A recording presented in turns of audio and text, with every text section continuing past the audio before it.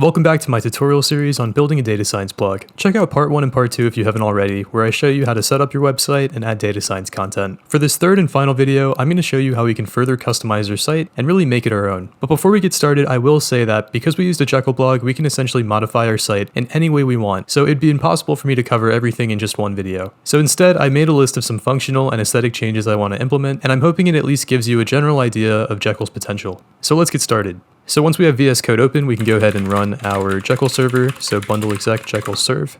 And we can just take a quick look at our site. So the first change we're going to make is actually removing this contact page and instead adding a YouTube page.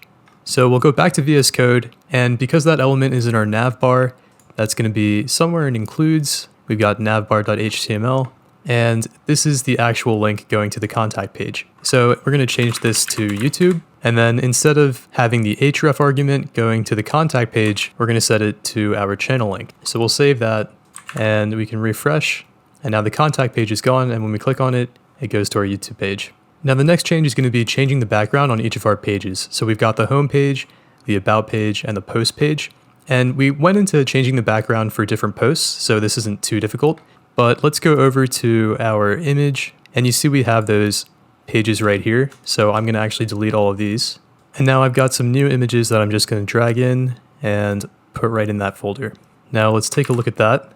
So we've got our new home background, a new about background, and a post background. Actually, it looks like our home background isn't showing up. It should be this image. So let's see why that isn't working. Let's go to index.html, and the file name is bgindex, but ours is bghome. So let's just change that, refresh, and now it looks good. So our next change is going to be modifying the about page. Right now it's just lorem ipsum, so let's go ahead and add some content. We'll go to about.html, and you can see right there. But instead of modifying this about.html page directly, we're actually going to create a new one called about.md, and we'll copy the front matter and paste it in our MD file. And now we can delete this HTML. And the reason I'm making it a markdown is just so I can write in markdown. I just think it's easier for me. And then I'm going to paste some of my content that I already wrote just into this markdown. I'm also going to get rid of the description, and I'll save that, and we can go back to our site. And there we go. And then the next change is going to be removing this posted by data slice. This appears on the home page, on our post page, and then if we go into a post, it appears here. And the reason I want to get rid of it is because I'm going to be the only one posting on this site, and I just don't think it's fully necessary.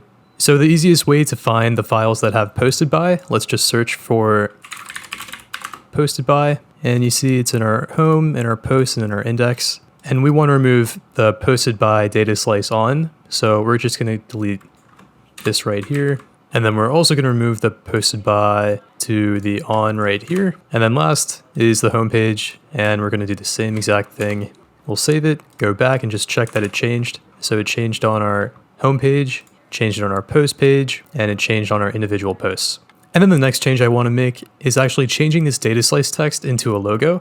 But the tricky thing here is I'm actually going to use two different versions of the logo, because right now we have data slice in white. And then if we scroll down and scroll up a bit, there's now this navbar that appears again, and now all the text is in black. So I'm going to have like a light version and a dark version of the logo, and I'll show you guys how to deal with that. So I'm first going to drag over the two versions of the logo I have into our image folder, and I'll just show you what these look like. So this is the dark version. It says DS in gray, and then this is the light version. You can see it's in white.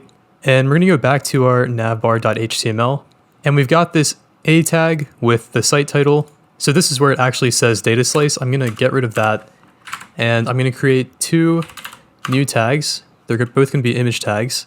The source is going to be, first we're going to pick the relative path of the dark logo, and we'll paste it in here. But we do have to make sure that we remember our slash. We're going to make the class called logo-dark, and then we're going to copy this line and paste it, and then make this the light version, and this is going to be logo light. And essentially we want to only show the dark logo on that white background and the light logo on the dark background. But if we go back to Chrome, right now it shows both of them, so let's go ahead and fix that. We're going to go into our assets folder, into vendor, and to our CSS, and we're going to go to navbar. So in our navbar SCSS, we want to go to navbar brand, which is what's enclosing the current image tags. We're going to come down here and specify a new class, logo dark. This is what we're using for the image tags. And this is going to be when we're scrolled up all the way to the top. So like this, we want the light logo to be displayed. So we're going to make logo dark, display none. And then we're going to copy this, paste it, and change dark to light, and then make the display inline. Save that. So we'll go back to Chrome, just see. So that looks right. And now the only issue is we need to also have it switch to dark when we scroll back up and we see this white. So we'll come and copy this and scroll down a bit to where we see when the user scrolls down. And we again have that navbar brand and it's setting the color to that dark gray. So we're going to paste this down here, except now we just need to switch the two display properties. So I'll go ahead and do that and save it. We'll go back to Chrome and that logo looks good. And if we scroll up, that logo looks good. But the only problem here is now this navbar is actually coming down too much. So let's see if we can go ahead and inspect the element and see what's causing that to happen. Let me make this full screen. So I'm going to try to select the navbar and I see that there's this property called top. If I go ahead and play with this number, I can see we can actually set it.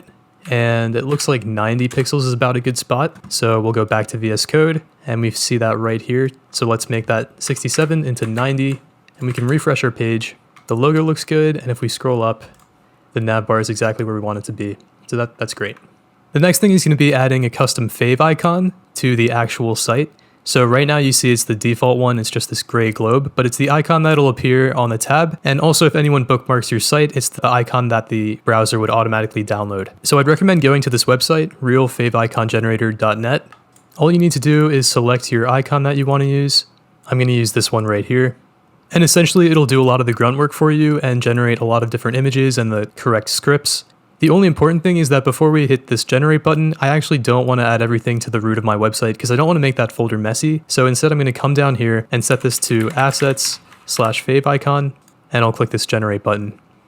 And eventually it'll redirect you to this other page where it'll generate a package for you to download. So it also gives you some steps on what to do, which is pretty nice, but we can go ahead and download this package and we'll go back to our VS Code. We're going to create a new folder under assets called favicon, but I already have one right here. And then we're just going to drag in all these files into there. We'll go back to this site. We just need to copy all of this, go back to VS Code, and we'll go to our head.html that has all the links to our style sheets and any JS that we're using. And we can just paste this at the bottom down here. And I'll save that, go back to our data slice site, refresh, and now you see we have the data slice icon at the top. The next change is going to be actually modifying the font that our website uses. There are actually two fonts on our website, the sans serif font and the serif font. I'm going to go ahead and keep the serif one, but I'm going to modify the sans serif one. So first we'll find a font. I really recommend fonts.google.com, and I think I'm going to go with this font called Work Sans. And now you can select the styles you want to use. So this is pretty important. If your CSS is using different varieties of the font, so the thin or medium or bold version, you need to make sure that you download those or else all the text will appear the same. So I'm just going to grab a few of these styles. And then Google Fonts gives me this neat little thing to embed into my head. So I'll do that again right here. You can actually see on these lines, these are where the fonts are being imported from. So I'll paste that right here and we'll save that. And now we'll go back to our assets, and I think the mixins.css, yeah, this has where the serif font and the sans serif font are, and it looks like it's using Laura and Open Sans, and then after that it shows fonts that are going to be the fallback. But for the sans serif font, now we're using Work Sans, so let's just change that. We'll save it, go back to our site, and it might not be a huge change, but we can refresh, and we do notice that the font does actually change. And then the last big modification I want to make is actually adding syntax highlighting to our blog posts, because right now all of our code blocks are just colored black. There's no syntax highlighting at all, and it's actually not that hard to configure. So we'll go back to VS Code and we need to go to our config file. So let's open that up. For the build settings, we need to add a highlighter, and the one we're going to use is called Rouge. And just remember that anytime you modify your config.yaml file, you have to stop your server. So I'll hit Control-C and then rerun it, just for the changes to go into effect. But we're still not done yet, because even though we're now able to interpret code, we still don't have any CSS to highlight the code. So I actually found this GitHub repo with some different styling for code. So I'll download this as a zip. We're going to open this up and I'm going to create a new folder. Let's do it under vendor, and we're going to call it syntax highlighting. And I'm going to drag in these 4 SCSS files, and they're just different themes, so you don't really need all of them. But by default, our website doesn't know that these SCSS files are here, so we just need to do one other thing, which is go to our main CSS file, styles, and then we need to import the SCSS highlighter that we want to use. I just copied and pasted this line. I'm gonna choose the GitHub styling, so I'll copy the relative path. And now I'm just gonna paste this here, save it. And if we go back to Chrome, back to our website and refresh, you see that it does make it into a code block. But on this post specifically, we don't actually specify the syntax. If we go to our other post though, that we directly imported from RStudio and from Jupyter Notebooks, we should see actual syntax highlighting here. And it looks like we do. And let's just check interactive maps. And yep, this is highlighted for R. So the reason that it's not in this one is because this is the markdown file we made. So the difference there is when we have these code blocks, we're not specifying what language it is. Whereas in these code blocks for the other posts, we actually are. You can see it says R here. And then for that other markdown, it says Python. So if you do want to have that syntax highlighting, you need to make sure that you specify the actual language. So I think that's all I'm going to change for now, but I do think this site looks a lot better, and hopefully this gives you an idea of what Jekyll can do. The last thing I want to do is just commit and push my changes. So I'll add a message, customize site, and I'll commit that. And once it's done being committed, I just come down here and push it. And now I can go back to my GitHub repo, which we see was just changed 23 seconds ago. And if we head over to the actual live site, we see that my changes have been made. So obviously, in addition to all the changes I made, you can definitely go further. I'm going to share a link with you guys for these Jekyll plugins. So if you want to add emojis to your site or embed YouTube videos, or really do any of these things down here, you're able to do that with Jekyll. You just need to follow along with the documentation. Additionally, you can add a custom domain to your website. So if I wanted this to be dataslice.com, you can do that. I'd recommend Namecheap or Google Domains. And again, setting it up isn't too difficult. I'll add some documentation for that too in the description. But anyway, if you make a cool blog or find any cool Jekyll themes, definitely share it down below. Additionally, if you have any recommendations for future videos, also let me know. And if you found this series in any way helpful, I definitely appreciate if you like the video and subscribe to the channel just to stay up to date. I've got a lot of video ideas in the backlog, but thanks for watching and I'll catch you in the next one.